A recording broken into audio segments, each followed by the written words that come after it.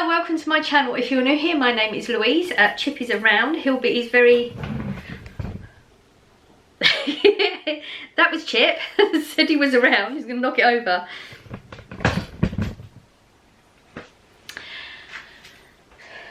You coming up? Okay, Chip is very antsy at the moment. He doesn't know what he wants. I don't know what he wants, so... we'll just figure out as we go along. So basically this is another Chip update. There will be tears. There's already been tears because I was talking to you and didn't record again. Seriously, you would think how many years I've been doing this I'd figure out how to press record before I start speaking. There's no way it's going to happen without tears. I'm going to try my best to hold them back, but it happens. So I'm making this video to update you on Chip because I know you're invested and I've kept you informed every step of the way, and it's also, I've realised, really important to me.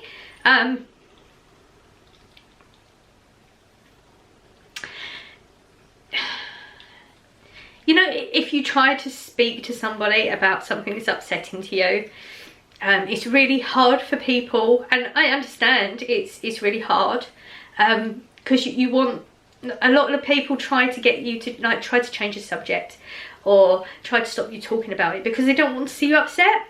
But I find, for me, the more I talk, not the easier it is. I need to talk. I need to get it out.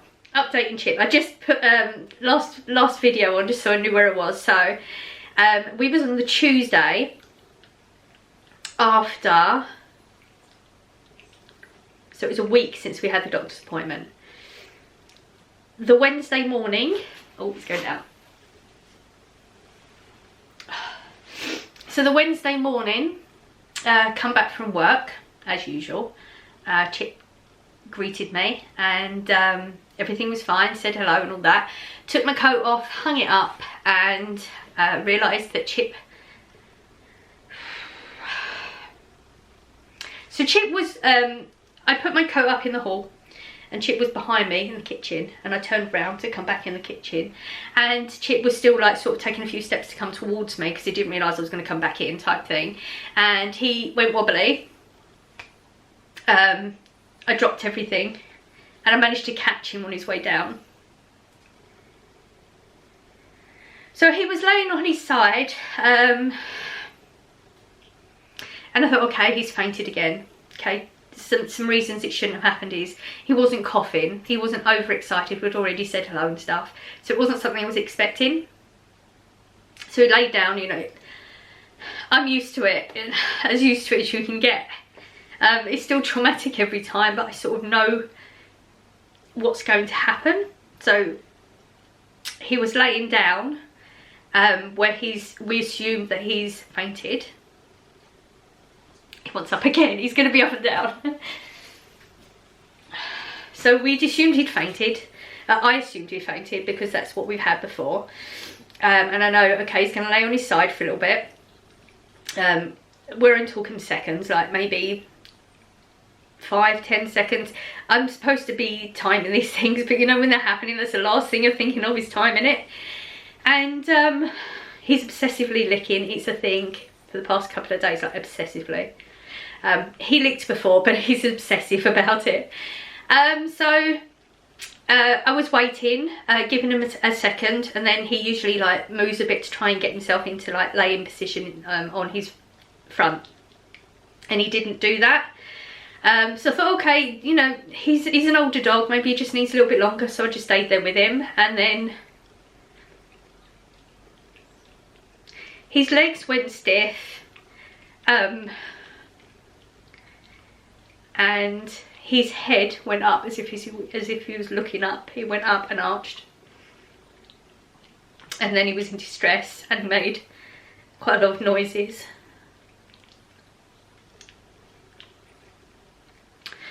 So I just talked to him whilst he was going through it because there's nothing I can do.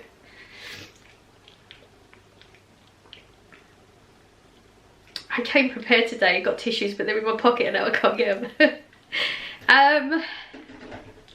Oh, bird just whacked into the window.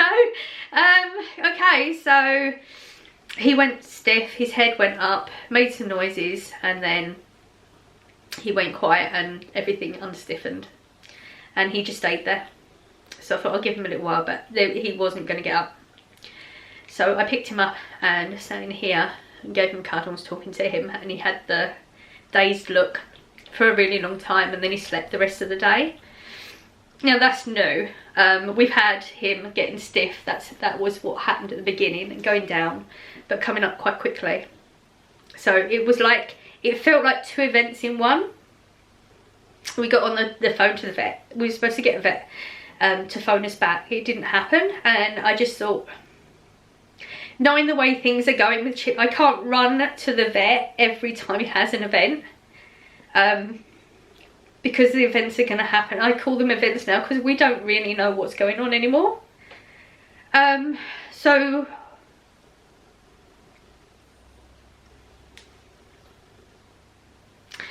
I don't know what happened the rest of the week. Nothing particularly. I was just keeping an eye on him. We had another appointment with his vet for Tuesday, which was, I'm filming this Wednesday, it was yesterday, it's this week. The video is going to go up this week. I'm trying to think. Oh no, I love you too.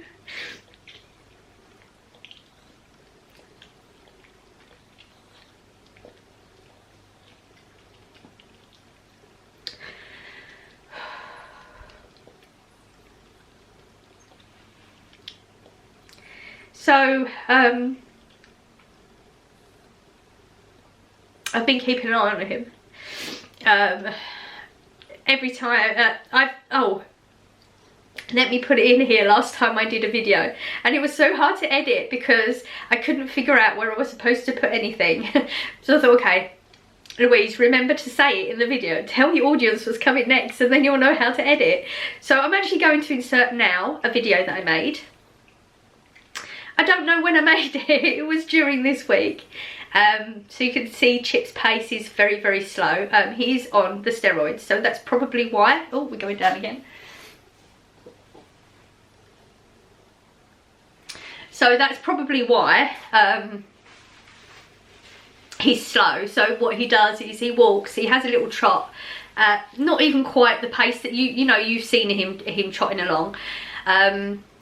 And he does a little bit like that, just a few seconds, and then he walks slow. And I'm sure I showed you that in the last video, but we're at another degree of that. He's more just walking now. There's been a few times when we don't even get as far, we don't get the full walk, we get a very, very small bit of it, and he can't do anymore, so we come home. So I take him out more than once a day now, because he still wants to do it, and it's the only thing, that he's, it's his happy place, going out. That's what he wants to do.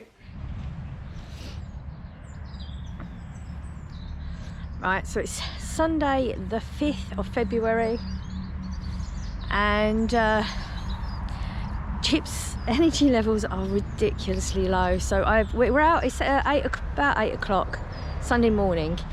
Chip had his tablets at like 6:30, so I thought we'll see if there's a difference in his energy, because I thought it was to do with having the tablets too close, but it's clearly not. He has these little bursts of trotting, which is less than the trot he was doing before. You've always seen him trotting on his walks. He doesn't quite get up to that pace, but then he slows it right down. I mean, this is the pace we're at right now. And this is like, most of the walk is like that. He'll have little bursts of energy where he'll like trot a little bit faster, but it just doesn't last long. So these are our walks now. Yesterday, Corey and I took him out twice, but we didn't even make it to the cycle track because he was just so slow. This is quite fast for him actually.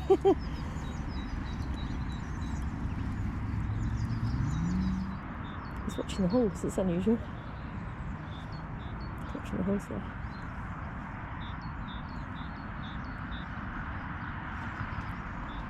So we had the appointment Tuesday. Now this is going to be complicated. So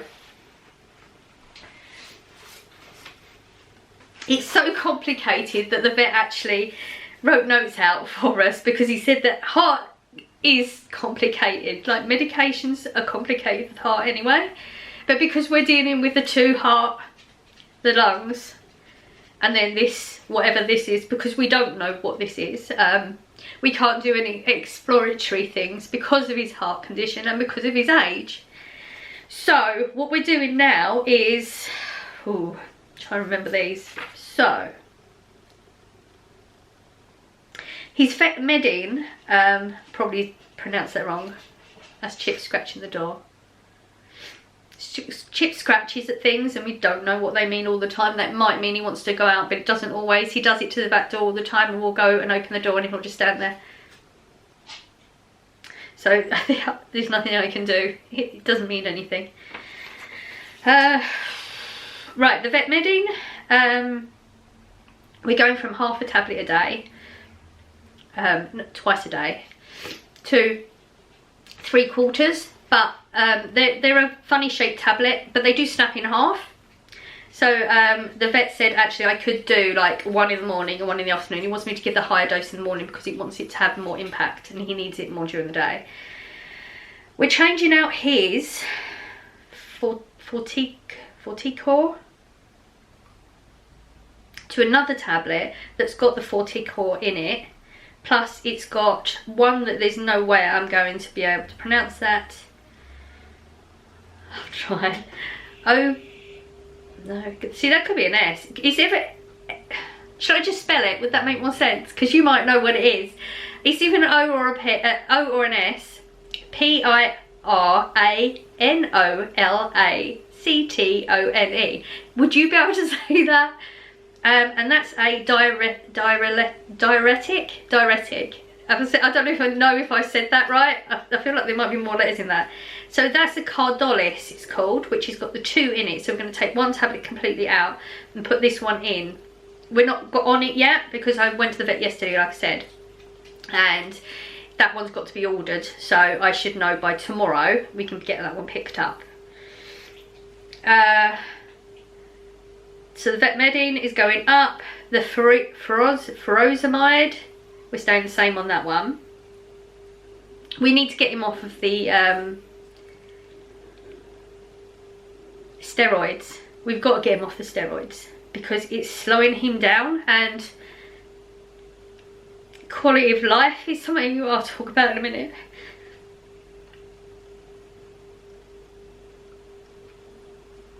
So it's slowing him down so much that he can barely do hardly anything. He sleeps all the time. The walk is very, very small compared to what it used to be. There's going to be an awful lot of jump cuts in this because there's going to be a lot where I'm just crying, so I'm going to cut as much out as possible so you don't have to deal with a lot of that.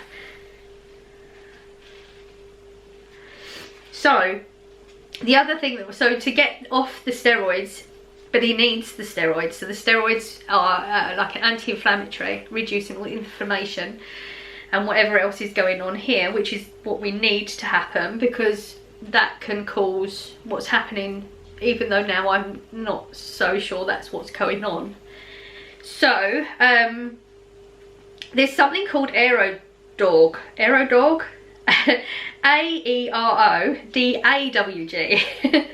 So it's a puffer inhaler.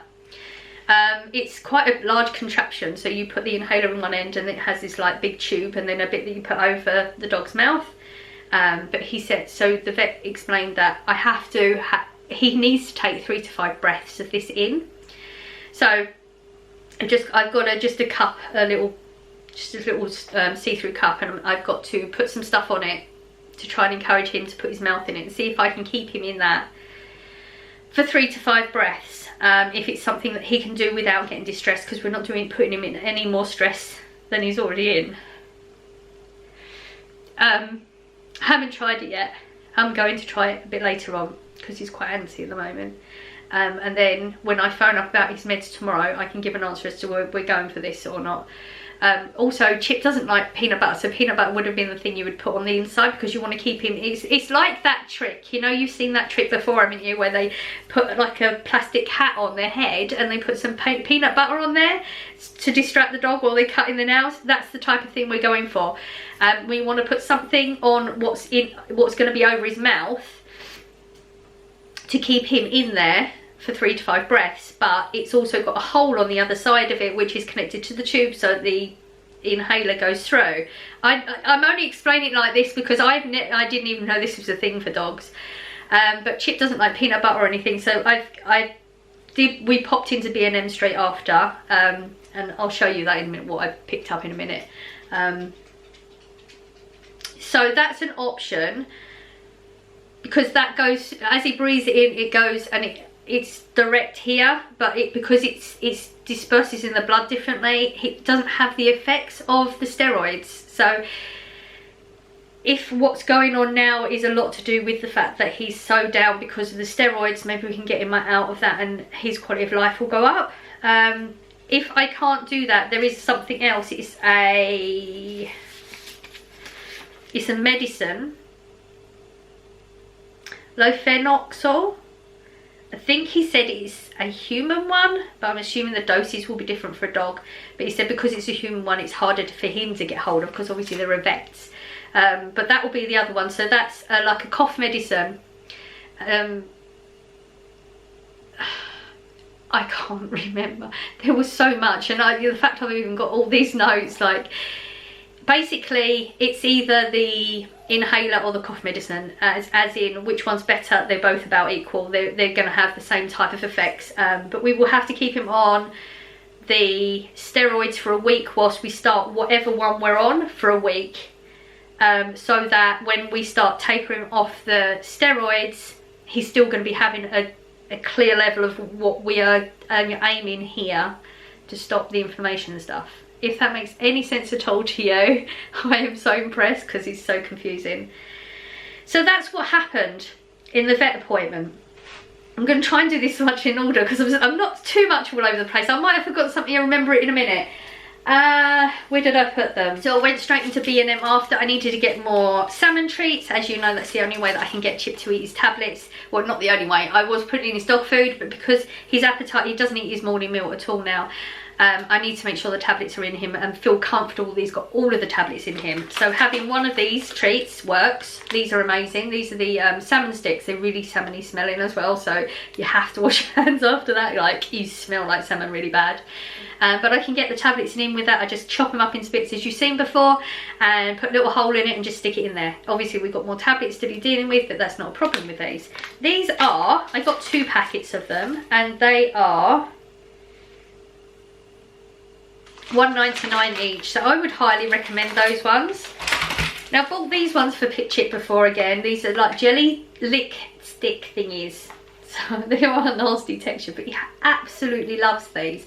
I knew they had another flavour. Now this is the one he had, the ham and cheese, and then now when I went in and saw the other flavour, I know why I hadn't picked that up before. So this one is chicken and peanut butter.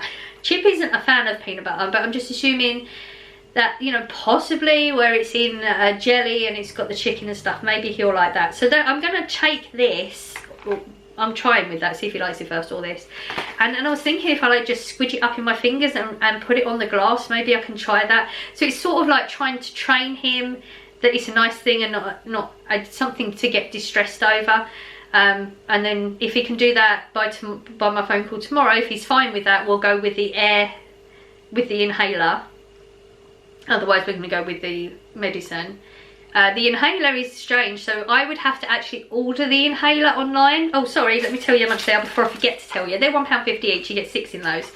But Chip really loves those. Good for dogs with no teeth as well. So yeah, if we go with the inhaler, it's actually, we have to order that offline. Well, we don't have to, he could, but he said because the vets are under certain restrictions where they can't choose how much they're going to sell something for. You know, they can't buy it at a certain price and sell it at whatever price they want to individually. I think it's to do with the government. They have no choice on how much they sell it for, and he said it would be 3 times more expensive. But if I order it online, it will be £70. So can you imagine how much it would be? And we're talking about just the contraption. We're not even talking about the actual inhaler with it. This is just the contraption. But even though, you know, I'm on a budget, you know, I don't earn a lot of money. I have fibro. I can only do a certain amount of hours of work. To me, it's just not even, the money side of it is just not even a discussion. If it's something he needs, we'll get it. So I'm going to do some training with Chip later on, see how he goes with that. So we went B&M and then we come back, and Chip and I were, Blossom was here because she took me. Standing in the kitchen, and Chip, he has cuddles, and I mean, he's so docile, is that the word? That even in the vet, he was going to sleep on me. This is like the most up part of the day he has. He has like about a 2.5 hour window where he's more active and more normal. So we was talking, and you know, I was holding him and he was dozing off and stuff, we thought, and then he had another event. I've never ever been holding him, and he was pretty much sleeping, so it wasn't worked up in any way. Again, it was different. He sort of started pushing against me, his head started pushing against me. He was in this position, so that means he was going off to the left. Blossom obviously could witness it from a different angle to me. I just remember him pushing a lot and talking to him, and he wasn't really there. Something was definitely going on. It was confusing. And then his head went up again, and I could see his eyes were very, very wide open. He was distressed. And I freaked out because when he's happening on the floor, nothing's pushing against him to maybe put him in pain or something. So I didn't know what to do. I tried to take him onto the sofa to put him down so that he could just lay down or something, and he didn't. He was in a standing position, but he couldn't balance himself at all, and his entire body was in a curve to the left. Blossom had witnessed it from here, from when it started, and straight away she freaked out because she did care him for a long time, and straight away she said he's having a stroke. Obviously we don't know if that's what was going on, but she said, from my experience as a human, witnessing it on other humans having it, that was exactly what the stroke was. I've actually got to speak to the vet anyway, to figure out which medicine is going on, so I'm going to speak to him again. I can't keep running around them. It was so traumatic that straight away Blossom was, where's your keys, where's your phone, we're going now, like, I'm taking you to the vet immediately, he's having a stroke. That's probably why I'm so distraught. It's distressing seeing it happen, especially knowing that there's nothing you can do. But things are definitely changing. His heart rate thing, what is it? Not his heart rate. His resting heart rate is his breaths. When he's resting or sleep, I've got a monitor, and I have to you sort of tap this heart, and he does it every time, like he breathes in or out. You do it at the right time. I've explained it before. And it counts his heart rates, and we've realised that when I started doing it, he was averaging between like 18 to 22. A dog should be up to 30 is fine, anything above 30 isn't. And he was trending at about 18 to 22. He's trending more 26 the past week. I've had a 46 and a number of 30s, and the vet said that that sort of tells him that the connection between the heart and the lungs isn't right. The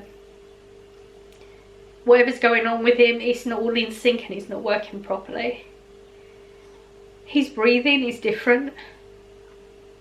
I can feel he's different. And then this morning when I came in, everything was fine. Obviously I'm watching him so much more. and I went to go upstairs, and he's normally fine, but I've noticed a couple of times I thought he was just misstepping, but I don't think he can make the stairs properly, so I'm going to talk to Corey and let him know. Now there's a rule that he gets taken up or down the stairs, he doesn't do it himself. So we went up the stairs, and I had to help him 3 times because he couldn't get up there. And then he was puffing when he got to the top. That's never happened. He went and got on the bed, because I'm on a mattress on the floor. I just realised, actually, like, since Dale first got sick, I had to be on a mattress on the floor for him, in the living room, because he couldn't even be upstairs. But then obviously Chip got sick. Not obviously, if you don't know, you don't know. Chip got sick the day after I picked Dale's ashes up, and I've been on a mattress on the floor in the bedroom since then, for his safety. So he got up on the bed, and you just know something was wrong. He was sitting, but his head was down and away from me. He was very much away from me, and I had my hand underneath him, and I could feel his heart rate was beating more like ours would. My phone just did something, said it was busy. I don't know, I hope that didn't, it's been recording, otherwise I've been doing this for ages for nothing. His heartbeat was beating like ours. Now Chip's heartbeat, I mean, I don't know if you've ever felt your dog's heartbeat. It's quite fast. Like, if you've never felt it before and you feel it for the first time, you think, oh my god, something bad's going on, but that's normal. It's a fast heartbeat. It was extremely slow. His breathing was extremely slow, and he just wasn't, I can't explain it, he just wasn't fully there for a little while. And we just sat quietly together, and I honestly didn't even know. For a moment I just thought his heart was going to stop. So things are definitely worse. I'm hoping that, you know, we come off the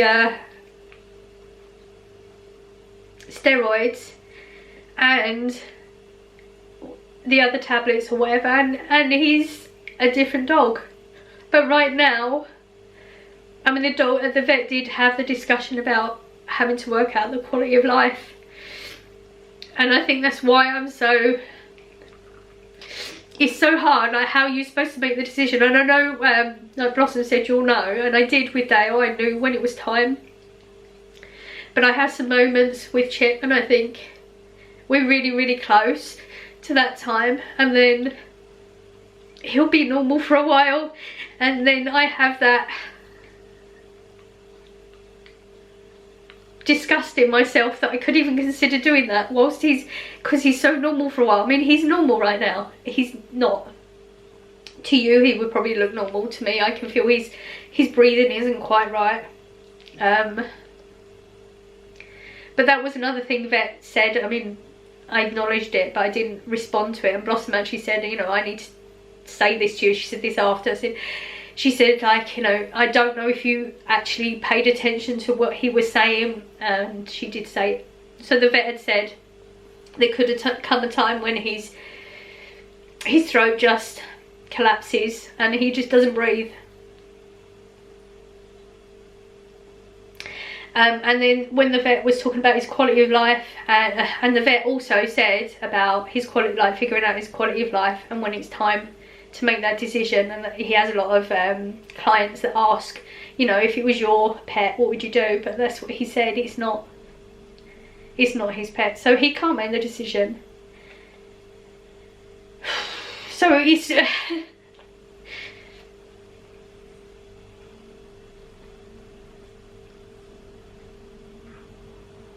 even now his breathing it's harder. You can feel it's harder, and I don't want to, it's really hard because I want the best for him, obviously. I don't want to let him go, obviously. So I've got to make sure I'm doing what's best for him and not what's best for me. I would be devastated if I made the decision too late and he suffered because I didn't make the right decision.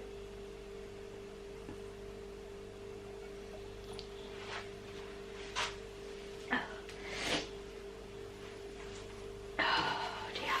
So I'm going through a lot of emotional stuff. when Corey came in from work yesterday, because he wants to keep me, he wants me to keep him updated on anything that happens with Chip, clearly, because he's dog as well.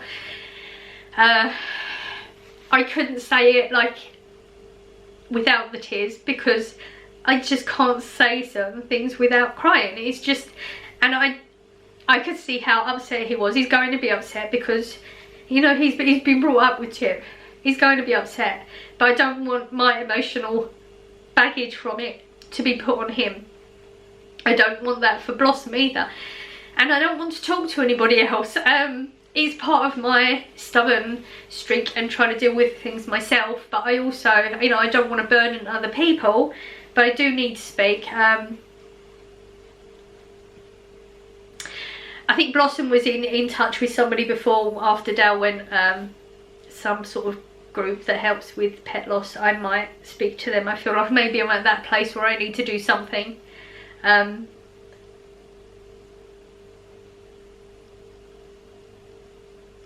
So that's it, you're updated. I'm going to take him out. It's really early compared to when we would normally go. Oh, I was going to tell you, so all that's all sad, and it's all nothing's good right now. But this, see, even with when everything's so bad, there's good moments too. Sorry, I have to keep watching him because he's moving funny. Every time I look at him, he seems like he's moving funny. So when, you know, all this it's all bad and everything's bad, there's always like those moments still. So when I take Chip out now, I avoid every situation that I can avoid. Any dog that comes past, I'm constantly checking, and I'll pick him up and I'll distract him. His hearing's definitely got worse, but that's of benefit to him, because then when I'm stroking him and cuddling, which he's letting me do because he's so tired anyway, normally he'd be wanting to get down because he's out, he lets me give him a little cuddle and a kiss and stuff, and he doesn't notice the dog rattles or the dog chain or whatever as they're going past, so he's not looking for them, which is good.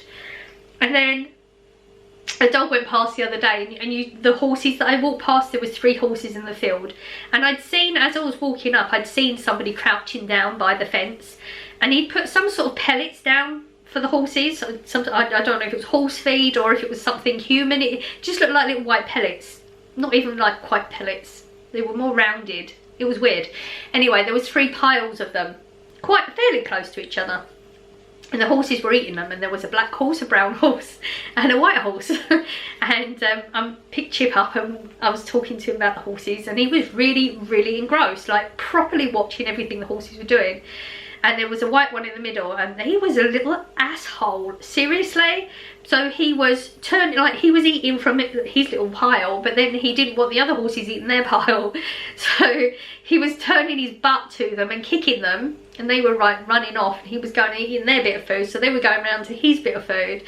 And then it was getting the other, because he was eating the other food, so he was turning around and kicking him, and it was like a, you know, it was only the white horse doing it. The white horse is an arsehole. But I'm standing here with Chip, and we stood there for quite a while, even when the dog had gone. You know, he was really engrossed in the horses, and it was like it was just a really nice moment, you know. So even with everything bad, there's still nice moments that you have to try and remember to cherish those moments still. Yay. I just have this gut feeling, and you know what gut feelings usually end up coming true. But I'm holding on to, I know I love you. I'm holding on to, if we can get him off the steroids, maybe his quality of life will go up.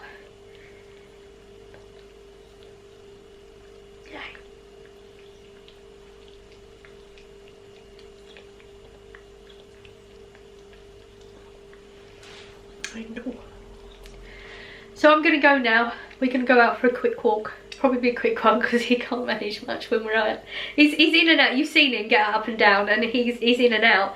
And his speed is like sort of normal. He does slow down, but you just think, okay, he doesn't really know where he wants to go or whatever. But he has his moments, a little burst.